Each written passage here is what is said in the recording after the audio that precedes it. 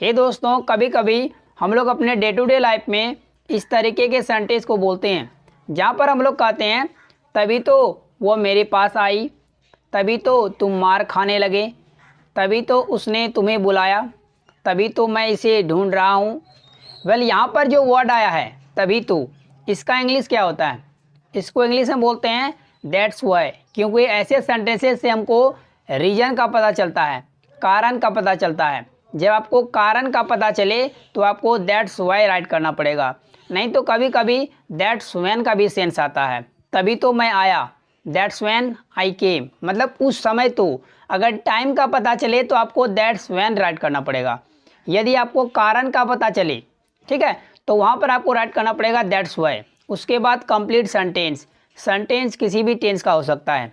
लेते हैं कुछ एग्जांपल्स ताकि आपको स्ट्रक्चर और भी अच्छे से समझ में आ जाए। उसका मेरे अलावा कोई नहीं था, तभी तो वो मेरे पास आई। इस सेंटेंस को और एक तरीके से बोल सकते हैं, उसका मेरे अलावा कोई नहीं था इसीलिए तो वो मेरे पास आई।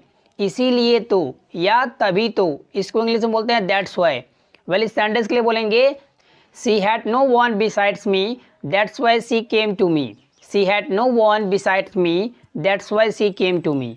नेक्स्ट सेंटेंस, तुमने उन लोगों को गाली दी तभी तो तुम्हें मार लगा, या तुमने उन लोगों को गाली दी इसीलिए तो तुम्हें मार पड़ी या मार लगा। इस सेंटेंस के लिए बोलेंगे you abuse them, that's why you were beaten. You abuse them, that's why you were beaten. Next sentence, तभी तो उसने तुम्हें बुलाया क्योंकि वो मुसीबत में था। इस सेंटेंस के लिए कहेंगे because he was in trouble, that's why he called you. Because he was in trouble, that's why he called you.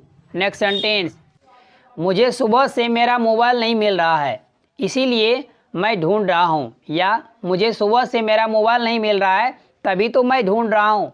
इस सेंटेंस के लिए बोलेंगे I am not getting my mobile since morning, that's why I am looking for. I am not getting my mobile since morning, that's why I am looking for. Hey guys, इसी जोड़े मैं आपको एक sentence देता हूँ, इसको translate कीजिए और राइट कीजिए कमेंट बॉक्स में। यदि आप कोई गलती करेंगे तो मैं आपको करेक्ट करके बता दूंगा। हे माय डियर दोस्तों, आज के वीडियो हम लोग सीखने वाले हैं इन ऑर्डर टू और सो एज टू का यूज हम लोग अपने डेली लाइफ में किस तरह से कर सकते हैं। आई गारंटी आपको ये वीडियो देखने के बाद मज़ा आ जाएगा और आप इसका यूज बहुत ही ज़्यादा करने वाले हैं। मैं आप लोग को ये बता दूं, इन ऑर्डर टू और सो एज टू का हिंदी में मतलब होता है ताकि। जब भी आपको ताकि का सेंस, जब भी हिंदी में आप ताकि वाला सेंटेंस बोलते हैं ना, तो वहाँ पर आप यूज कर सकते हैं इन ऑर्डर टू या सो एज टू का यूज कर सकते हैं। वो किस तरह से कर सकते हैं आइए जानते हैं डिटेल में। और आगे बढ़ने से पहले मेरे चैनल को सब्सक्राइब कर लो, सब्सक्राइब बटन पर एक बेल आइकन दिख रहा होगा, उसको भी हिट कर ले ताकि मेरा हर एक लेटेस्ट वीडियो की नोटिफिकेशन बिल्कुल टाइम पर मिलती रहे। और आप लाइक नहीं करते हैं, ओनली वॉच कर लेते हैं, लाइक करते नहीं है। लाइक किया कीजिए, हम लोग को मज़ा आता है वीडियो बनाने में। तो आइए हम लोग वीडियो की तरफ चलते हैं। तो जैसे कि मैंने आप लोग को बताया, in order to so as to का दोनों का हिंदी होता है ताकि। ये दोनों फ्रेज जो है इंटरचेंजेबल है, एक के जगह दूसरा का यूज किया जा सकता है। इन ऑर्डर टू की जगह आप सो एज टू का यूज कर सकते हैं और सो एज टू की जगह आप इन ऑर्डर टू का यूज कर सकते हैं। आइए सेंटेंस लेते हैं। जिस तरह से आपको यहाँ पर सेंटेंस दिख रहा है, in order to learn English I bought a book, मतलब अंग्रेजी सीखने के लिए मैंने एक किताब खरीदी। अंग्रेजी सीखने के लिए मैंने क्या किया? एक किताब खरीदी। इस सेंटेंस में देखो, मैंने एक किताब खरीदी ताकि मैं अंग्रेजी सीख सकूं। मैंने एक किताब खरीदी ताकि मैं क्या कर सकूं? अंग्रेजी सीख सकूं। ताकि वाला सेंस आया। इसका टोटल मिला के इसका मीनिंग क्या होता है?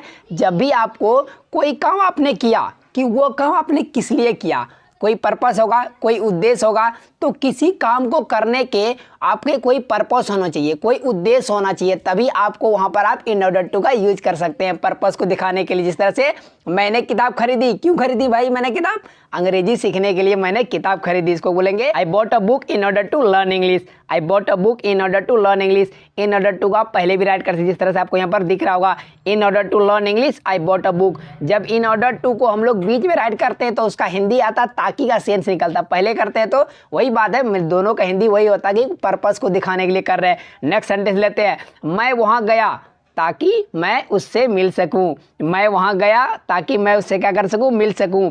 तो I went there so as to I met her. आप एक काम और कर सकते हैं, जब एक ही सब्जेक्ट बार बार सेंटेंस में आ रहा हो तो आपको एक ही बार सब्जेक्ट बोलना है। जिस तरह से I went there so as to meet her, या I went there in order to meet her. In order to और सो एज टू का यूज कर सकते हैं ताकि के लिए। मैं वहां गया तो ताकि उससे मिल सकूं। नेक्स्ट सेंटेंस, इंडिया ने मैच खेला ताकि वो मैच जीत सके।